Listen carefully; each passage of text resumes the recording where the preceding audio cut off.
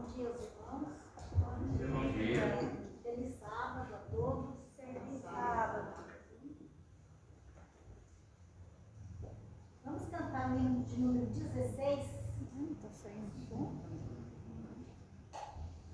Pega o fio. A Deus dê glória.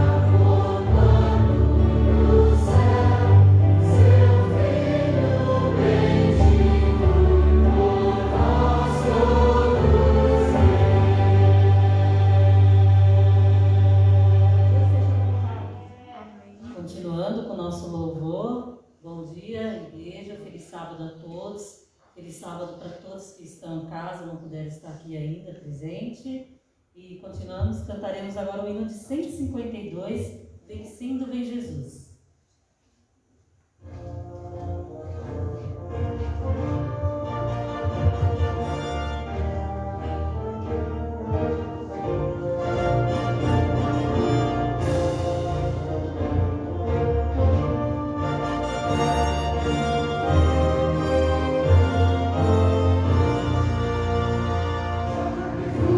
Glória eterna de Jesus, o Rei dos Reis, leve sempre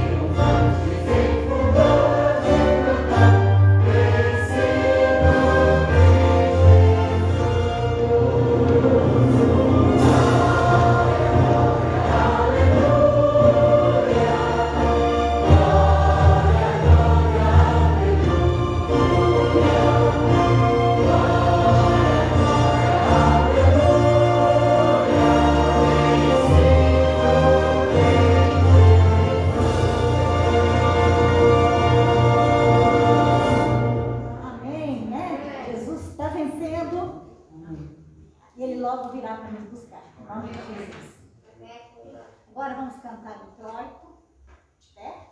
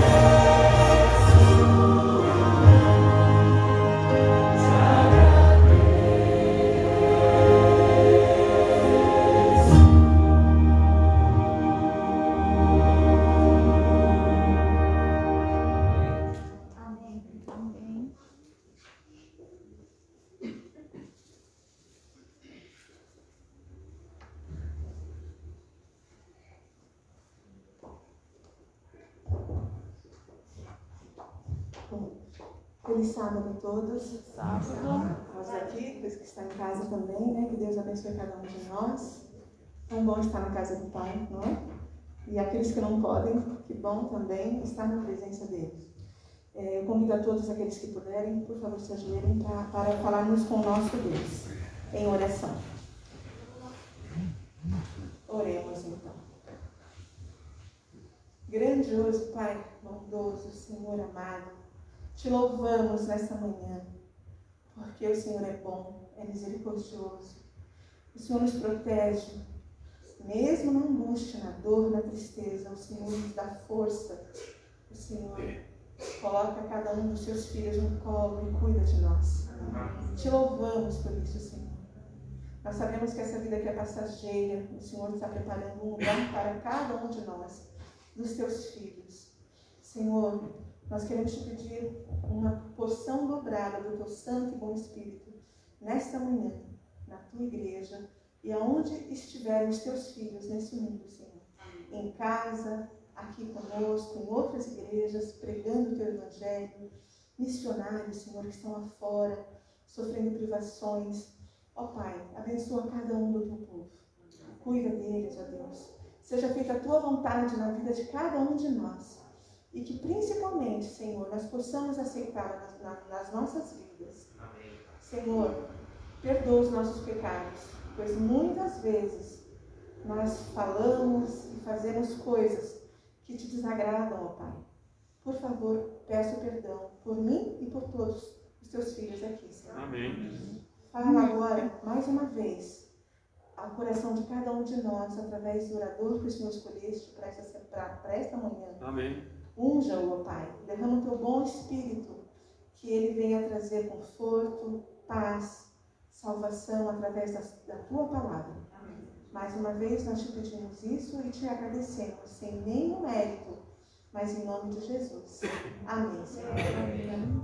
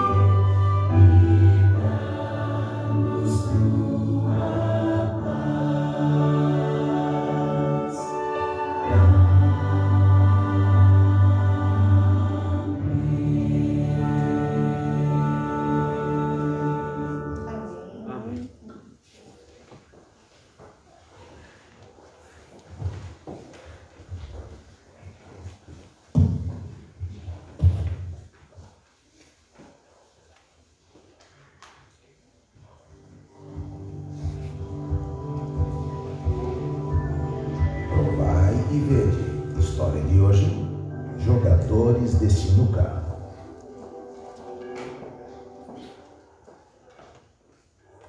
Minha família sempre trabalhou no comércio varejista de bebidas. Meus pais possuíam um pequeno bar, onde se reuniam jogadores de sinuca e pessoas que vinham para beber e conversar. Eu ajudava minha mãe atendendo mesas e limpando a sujeira que aquelas pessoas deixavam para trás. Vivendo naquele péssimo ambiente, eu com 14 anos, ainda adolescente, aprendi a beber cerveja e também passei a fumar. O tempo passou e a minha vida continuava na mesma situação. Tinha amigas que vinham beber comigo e a vida parecia que não mudaria em nada. Meu marido era e é um bom homem, mas também bebia e isso contribuía para continuar nos levando àquela vida sem sentido. Um dia entrou um senhor conhecido da nossa família para comprar refresco em pó. Limão, goiaba, guaraná e laranja. Tá bom? Mais algum? Tá bom, eu levo todos esses aqui. Gostaria de fazer uma pergunta assim. A senhora tem livro? Não. Não tem? Gostaria de ter um? Eu gostaria. É? Então, eu trouxe aqui. Esse presente. De presente para mim? Sim. Então, você vai ler essa Bíblia. Se você não entender alguma coisa, não entender, fale comigo que eu te explico, tá bom? Tá bom, então eu vou dar uma lidinha. Vocês acreditam que eu passei a ler a Bíblia e fui gostando? Aquele Senhor passou a dar estudos bíblicos para nós depois que o nosso estabelecimento fechava. Meu marido questionava tudo o que ele falava e no final do estudo nós nos entregamos a Cristo através do batismo. Essa decisão mudou completamente as nossas vidas. Mudamos totalmente o nosso ramo de trabalho. Eliminamos tudo aquilo que nos afastava de Deus: bebidas, cigarros e jogos. Hoje, depois de muitos anos, no mesmo lugar onde funcionava o bar, nós fizemos uma reforma. Agora é uma igreja regularizada com mais ou menos 50 membros. É uma alegria nos reunirmos na casa do Senhor, louvarmos o seu nome e dividirmos essa grande esperança com as outras pessoas. Nós três nos sentimos honrados em participar desse testemunho, porque vivemos a nossa própria história. No passado, nós bebíamos, fumávamos, jogávamos sinuca. Depois que esse bar virou uma igreja, nós recebemos estudos, aceitamos a Cristo e nos batizamos. Ao invés de vir aqui para beber, fumar ou jogar, nós viemos aqui para louvar o Senhor. Entrega o teu caminho ao Senhor, confia nele e tudo mais ele fará. Provai e vede. E agora eu os convido para este momento especial de adoração através dos dízimos e das ofertas. Que Deus os abençoe.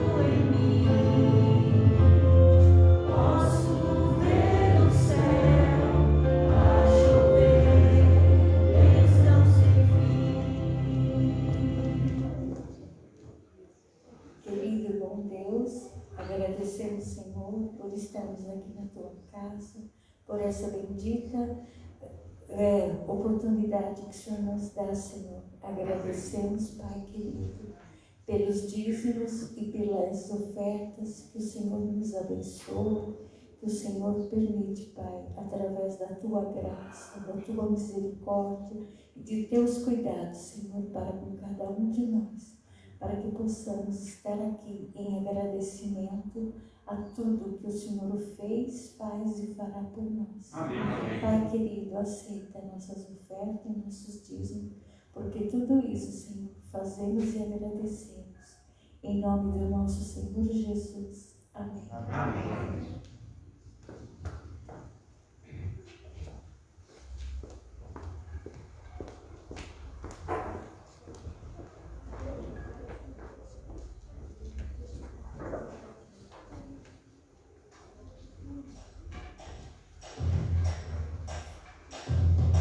Fala galera, beleza? Hoje eu já quero começar fazendo uma pergunta. Você já acampou? Gente, acampar é bom demais. Ir pro meio do mato, estar ali no meio da natureza, com os amigos.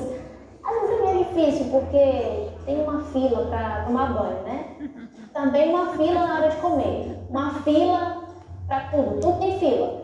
Isso me deixa nervoso. E pode ser que algum inseto te pique, enfim, nós não vamos falar sobre essas coisas não, porque acampar é sempre muito bom. Você já acampou? Coloca aqui, escreve aqui nos comentários pra gente saber. Com certeza acampar é muito bom por alguns motivos. E um deles é poder estar em meio à natureza, estar com os nossos amigos, sentir a presença de Deus. Ai gente, acampar é tão bom. Saudade, tomara que acabe logo essa pandemia pra gente poder acampar.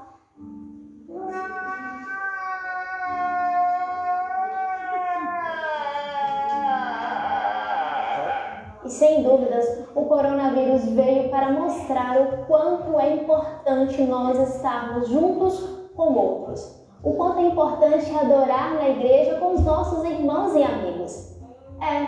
Às vezes a gente precisa só fazer os nossos cultos em casa e dá uma saudade, não é?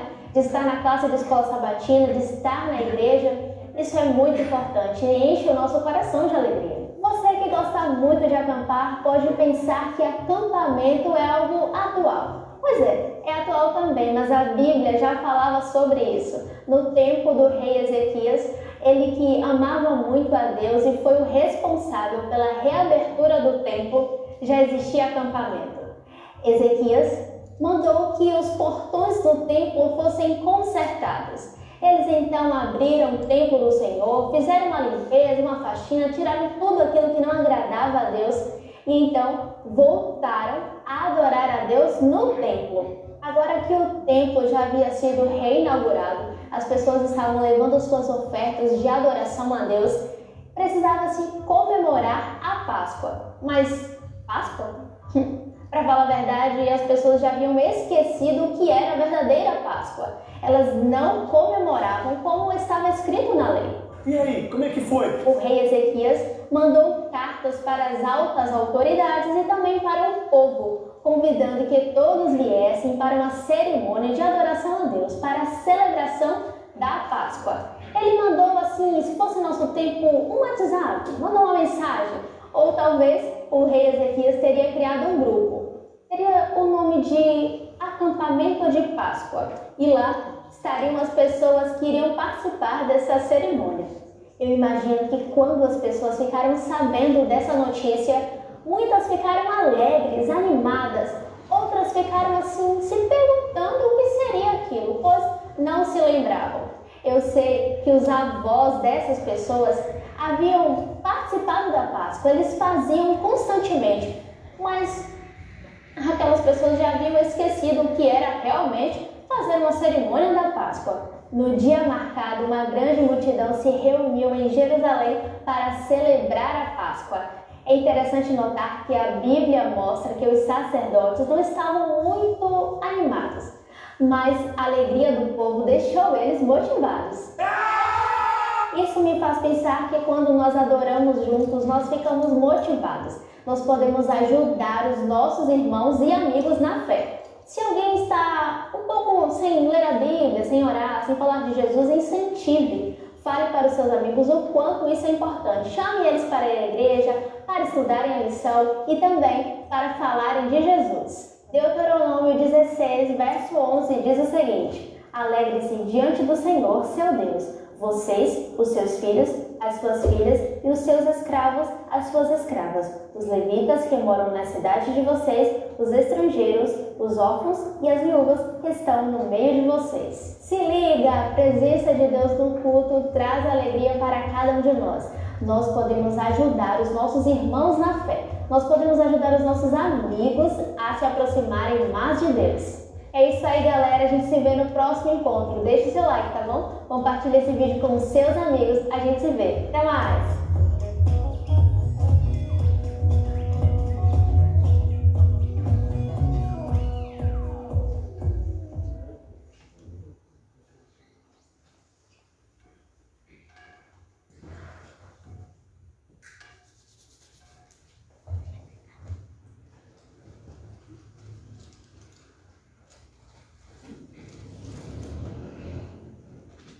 Bom dia novamente. Feliz sábado. O Anderson e o Elton.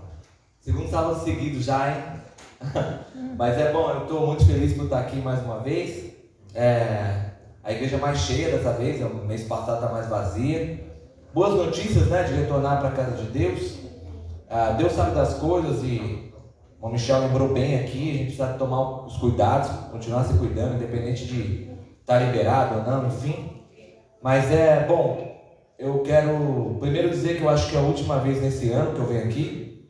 Agora em agosto eu vou para Mogi das Cruzes, vou fazer o evangelho da faculdade, então eu vou ficar lá até dezembro.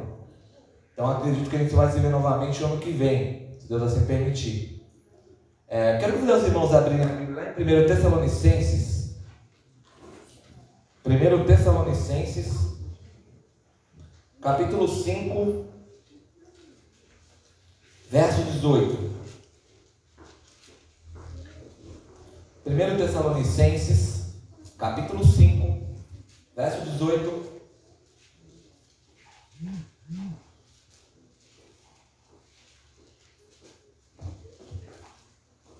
Primeiro Tessalonicenses, capítulo 5, verso 18.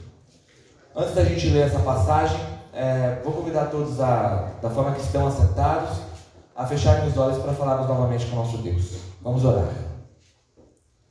Senhor nosso Deus, Pai eterno, iremos abrir a Tua palavra. Então nesse momento queremos que o Teu Santo Espírito permaneça no nosso meio, tocando a nossa mente, o nosso coração, possa falar iluminado por Ti, que as palavras sejam ditas conforme a Tua vontade, que possamos aplicar a nossa vida diária.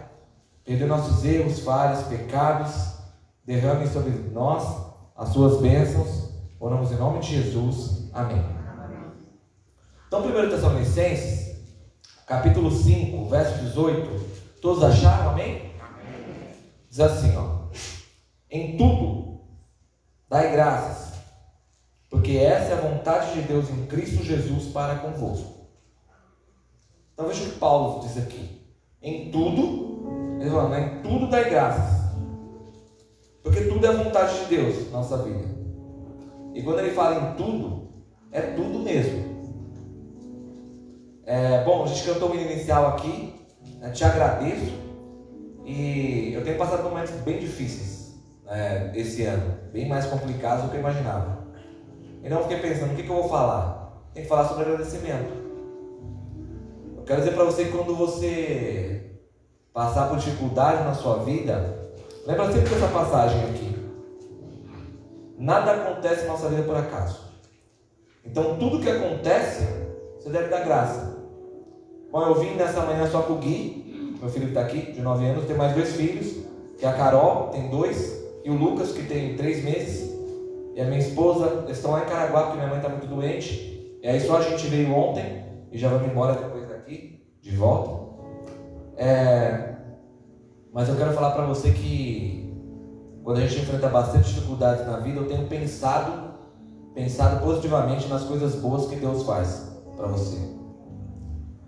Eu conheci muita gente, já conheceu pessoas amarguradas, pessoas que enfrentaram muitos problemas na vida delas, passaram por muitas privações, principalmente na infância, quem sofre abuso na infância, isso marca a pessoa.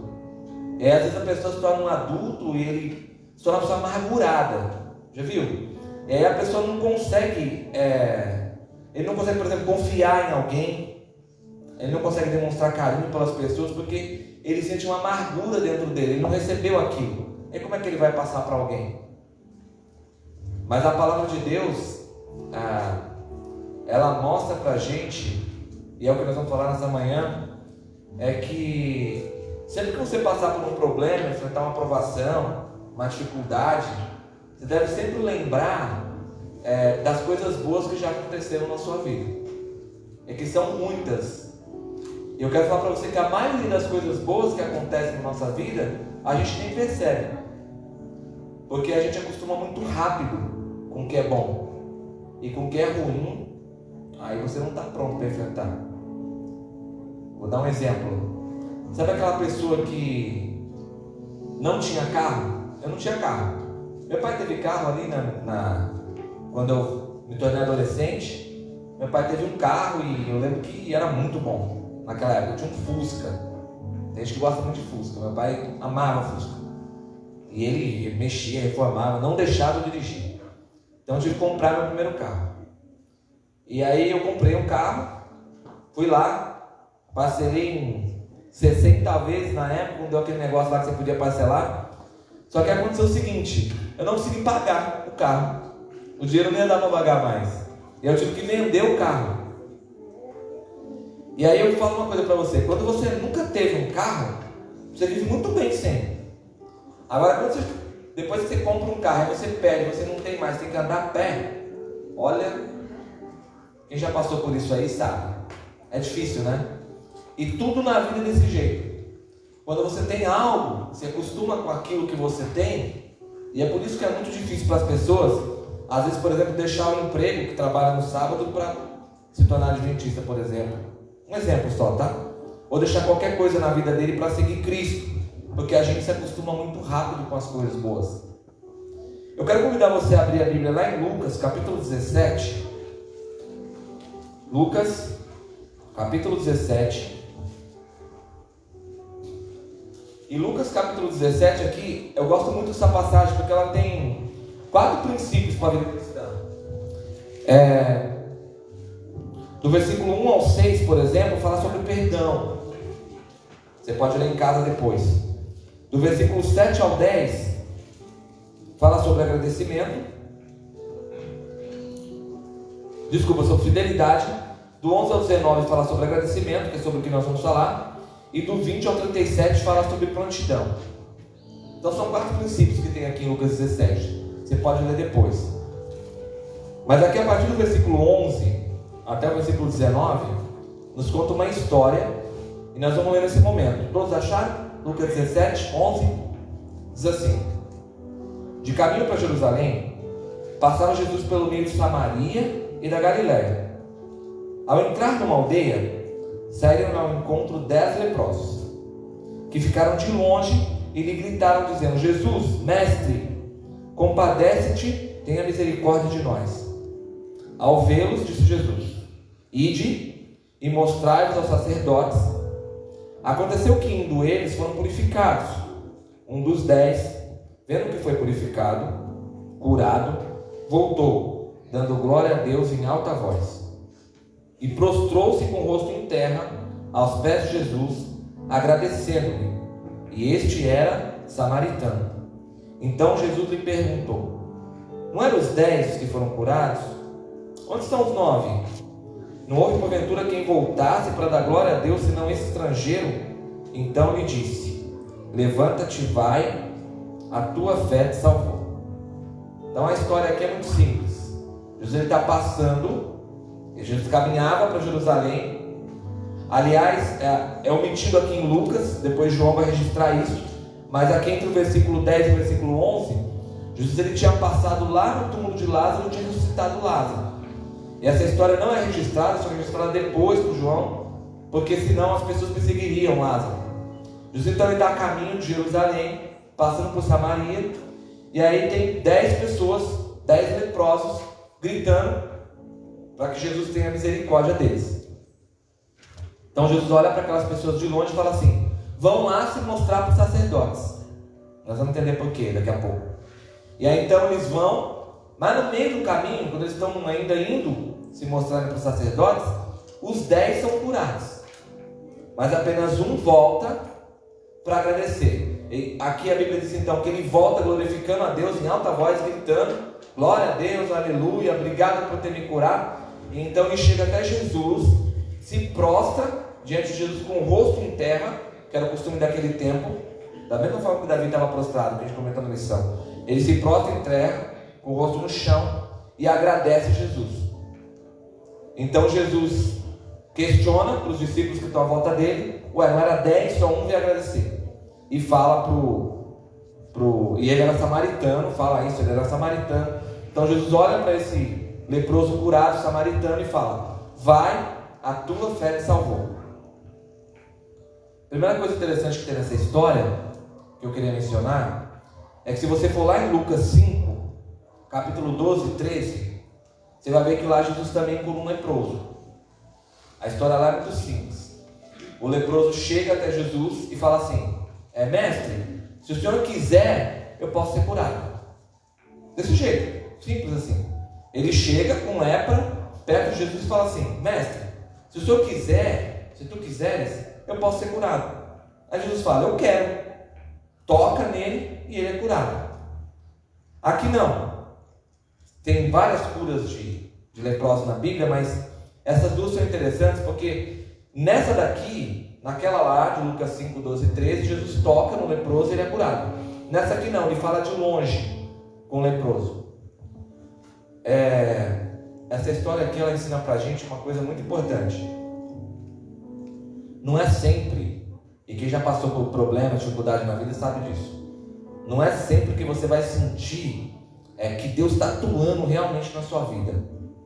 Não é sempre isso. Se eu perguntar aqui para você, você vai ter um momento que você já se sentiu longe de Deus.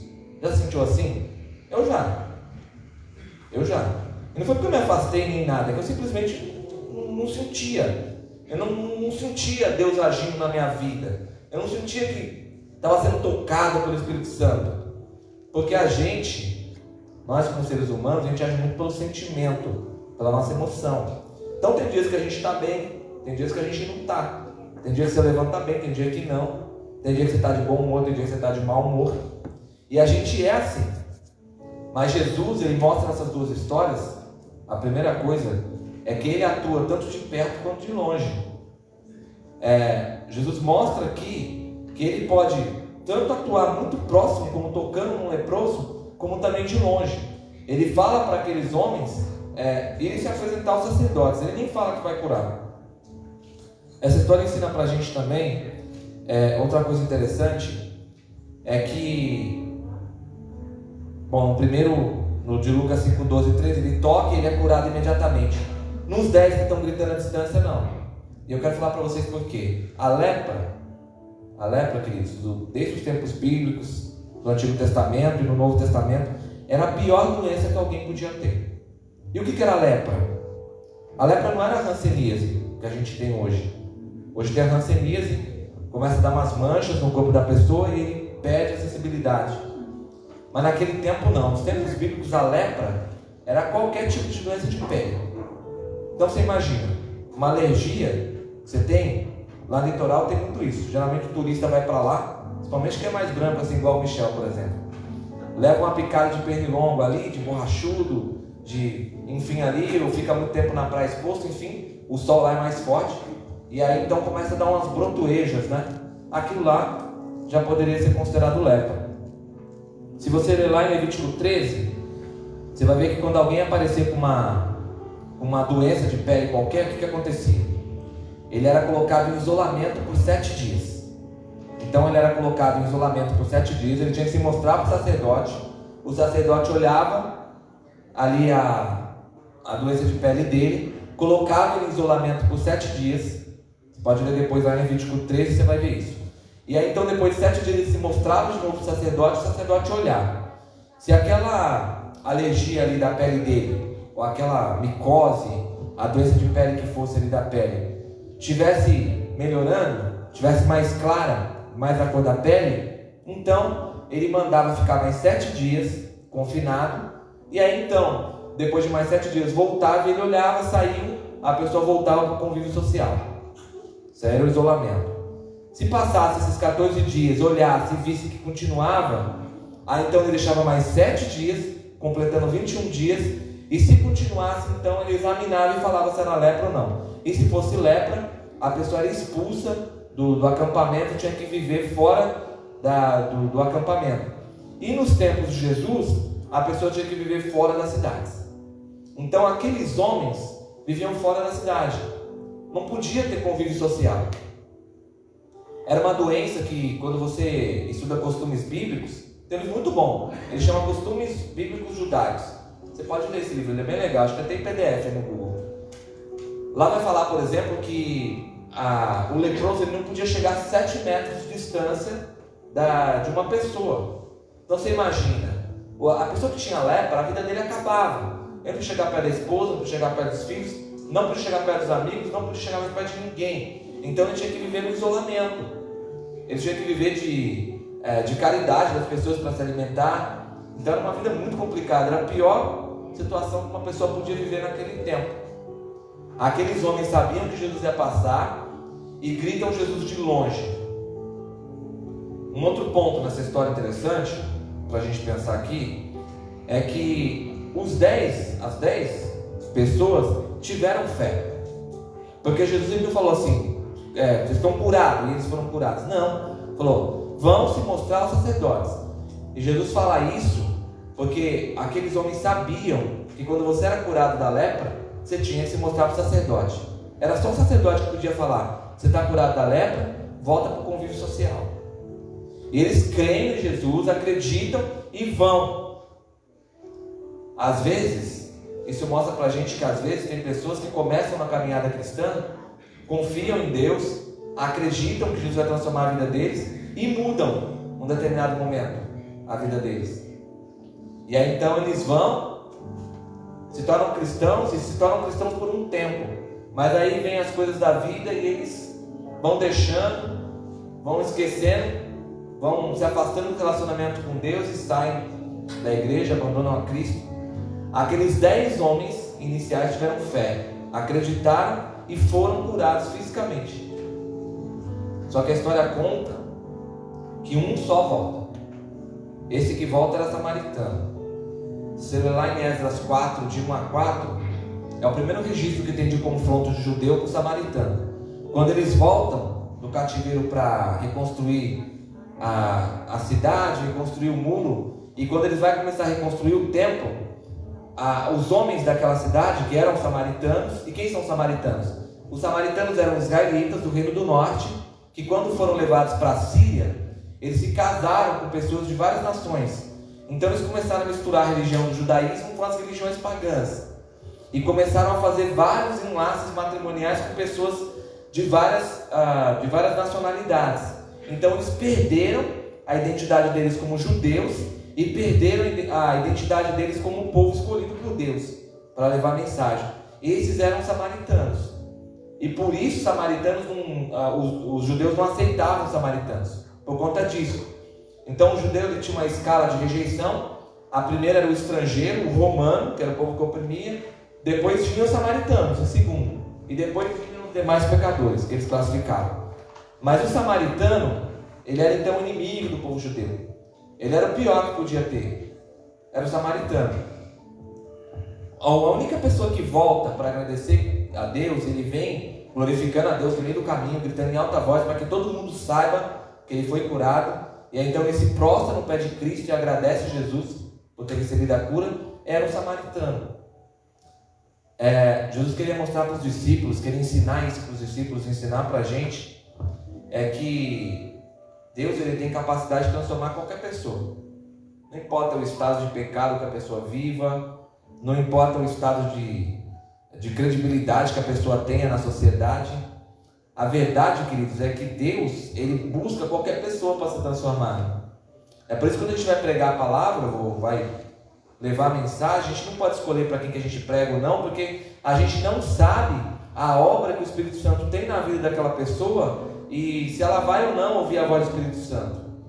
É por isso que a gente tem que pregar a mensagem. Eu queria ensinar isso para eles. Aquele homem samaritano, ele era diferente daqueles outros 9. Ele volta e agradece Jesus. E porque ele agradece Jesus, Jesus fala essa frase aqui no versículo 19: levanta-te, vai, a tua fé te salvou. Os 10 foram curados fisicamente da lepra, da pior doença que existia. Mas esse homem, além da cura física, ele recebeu a cura espiritual. Naquele dia ele foi salvo. Provavelmente a gente vai encontrar esse homem lá no céu, vai poder conversar com ele, porque Jesus falou para ele que a fé dele, o espírito de agradecimento dele, fez com que ele fosse salvo para a vida eterna. Então é por isso que a gente tem que ser grato. Eu vejo muitas pessoas que buscam resultados imediatos, buscam resultados, vai para a igreja, busca Jesus, busca Deus, oração, mas buscando apenas resultados imediatos, coisas dessa terra. E aí às vezes quando não vem o resultado imediato que ele espera, a coisa que ele pede, e às vezes Deus cura, às vezes Deus não cura. Está cheio de relatos de história assim. Tem pessoa que é curada, tem pessoa que não é, e a vida vai seguindo. E não importa se uma pessoa é vista como boa ou vista como ruim, pessoas morrem, e se Cristo não voltar, você também vai morrer. Talvez você sofra um acidente, talvez você fique doente, talvez seja pela velhice, e você não sabe o que vai acontecer. Eu não sei o que vai acontecer daqui a alguns minutos, ou amanhã, ou depois, eu não sei disso. Mas o que eu sei é que a palavra de Deus fala pra gente que em tudo devemos dar graças ao nosso Deus. Em tudo devemos ser gratos. E o Salmo 103, queria que você abrisse lá. Salmo 103 é um salmo de Davi. E Davi, aqui do versículo 1 até o versículo 5 do Salmo 103, versículo 1 ao 5, ele fala por que nós devemos ser gratos. Aliás, o Salmo 103 é interessante, porque ele não tem nenhum pedido, nenhum, só tem agradecimento. Davi, ele, então, faz vários agradecimentos. Ele faz um agradecimento pessoal, do 1 ao 5, do 6 ao 13 ele faz um agradecimento nacional, e depois em diante um agradecimento universal, por tudo que Deus faz. E aqui no versículo 1, todos acharam? Amém? Salmo 103, 1, ele fala assim, ó: bendize, ó minha alma, ao Senhor, e tudo o que há em mim, bendiga ao seu santo nome. Lembra que Paulo escreveu para os Tessalonicenses que em tudo devíamos dar graças a Deus? Aqui Davi fala exatamente a mesma coisa. Ele fala que a vida dele, que a nossa vida, ela tem que ser um ato de bendizer, um ato de agradecer a Deus. E aí eu lhe pergunto, como que a gente tem sido com as coisas que Deus dá para nós? Então, às vezes, já aconteceu muito isso comigo. Às vezes você já reclamou de uma coisa, por exemplo, do seu carro que não funcionou. Mas tem gente que nem carro tem. Aí você vai puxando a história. Peraí, mas aí aquele que não tem carro, tem gente que não consegue nem, não tem uma bicicleta. Mas peraí, tem gente que não está conseguindo nem andar. Tem gente que está sentado agora. E tem gente que nem sentado está deitado. Mas ele está deitado e está acordado. Tem gente que está em coma. E tem gente que já morreu. E aí você começa a pensar que tudo que você tem, se é muito, se é pouco, você deve agradecer a Deus por isso, todos os dias. E eu vou falar para você que a minha vida mudou depois que eu me tornei uma pessoa grata. Eu falei, que a minha mãe está doente. Foi sexta-feira passada, à noite, sábado pra gente, que foi confirmado que ela tem um câncer do cérebro. Minha mãe tem 62 anos. E essa semana nós soubemos que não foi um câncer que você não fez exames antes e não descobriu. Não, ele surgiu há menos de um mês. E de uma semana para outra ele dobrou de tamanho, num grau 3. E aí a gente ficou muito triste, A família toda muito, muito triste. Tem as irmãs da minha mãe, moram todas lá em Caraguatatuba. A minha família, todo mundo vai morar junto. A família da minha mãe mora todo mundo em Caraguatatuba. E a família do meu pai, do lado do meu pai, um pouco mora em Taubaté, outro pouco mora em Lorena, outro pouco mora em Piquete, que é uma cidade bem pequenininha, depois de Lorena, que faz divisa com Itajubá. Então a gente circula muito nesse trajeto, que é onde mora a nossa família. E as pessoas, todo mundo muito triste, e eu muito reflexivo, pensando, pedindo para Deus, porque nesse momento tudo que você falar, você pode piorar as coisas mais ainda. E eu fiquei pensando nessa passagem de Salmo 103, fiquei pensando nessa história de Lucas 17. A realidade, queridos, é que nessa vida, enquanto a gente estiver nesse mundo aqui, você vai estar sujeito a todo tipo de de males que você imaginar e nem imaginar. Mas a verdade é que a nossa vida, seja o momento que você está passando bom ou ruim, deve ser um momento de agradecimento a Deus. A sua vida deve ser um reflexo de agradecimento a Deus. Aqui no versículo 2 ele fala: bendize, ó minha alma, ao Senhor, e não te esqueças de nenhum só de seus benefícios. A gente não pode nunca esquecer das coisas boas que Deus faz por nós. A maioria das pessoas que vivem amarguradas é porque esqueceram das coisas boas que elas viveram na vida delas. E eu tenho certeza que você já viveu muita coisa boa na sua casa, com a sua família, com seus amigos, tempo de escola, viagens. E claro, você também já viveu muita coisa ruim. Mas o salmista aqui, ele fala pra gente, para que Deus sempre faça com que a gente não esqueça dos benefícios que ele faz. E aí aqui ele lista 6 benefícios, do versículo 3 ao 5. Ele fala, ele, Deus, né, é quem perdoa os nossos pecados, então perdão. Sara as nossas enfermidades, cura. É quem da cova redime a tua vida, redenção, traz de volta, restabelece. 3. Coroa de graça e misericórdia, 4. Eles esquecem, né, as coisas ruins que a gente faz. É quem farta de bens a tua velhice, satisfação, é o que dá o seu sustento no dia a dia. E te renova como a águia. E aqui Davi ele usa a águia, porque você sabe que a maioria das aves tem um momento da vida delas que elas perdem todas as penas. A águia, por muito mais tempo, a águia ela perde as penas dela, e sabe que a águia é um animal que ele precisa voar para ele se alimentar, porque ele precisa comer, ele precisa planar, ele precisa, um animal que é um animal predador, precisa ser rápido. Quando ela perde as penas, esse animal imponente, talvez a ave mais imponente que tem, ela precisa se esconder, precisa ficar escondida por um tempo, até que as penas voltem a crescer novamente. Mas quando você vai estudar sobre águia, você vai ver que quando isso acontece, ela perde as penas e as penas nascem, ela ganha mais vários anos de vida de novo. E ela fica muito mais forte do que ela era antes de perder as penas. O que o salmista Davi aqui está falando para nós é que quando a gente passa por provações e a gente enfrenta essas provações com Cristo e a gente é restabelecido, você se torna muito mais forte do que você era antes de enfrentar a provação. Então pense nisso. Eu queria deixar essa mensagem para você nessa manhã e contar uma última história, uma história que o Gui gosta bastante de ouvir. Até já contou essa história aqui no culto. Conta uma história de 2 amigos. Essa é uma história verídica. Aliás, recomendo, viu? Tem um livro chamado Ilustrações Bíblicas, é muito bom. Tem centenas de histórias que você pode aplicar para a sua vida. E uma delas é essa história aqui. São 2 amigos que resolvem um dia ir para uma cachoeira, nadar no rio. E aí um resolve entrar na água, porque ele estava forte, ele começa a afogar. E o outro amigo entra, Amir e Fadir, eu lembrei os nomes. O Amir entra na água para nadar, e aí ele se afoga, o Fadir vai lá, correndo o risco de morrer, e salva o amigo dele.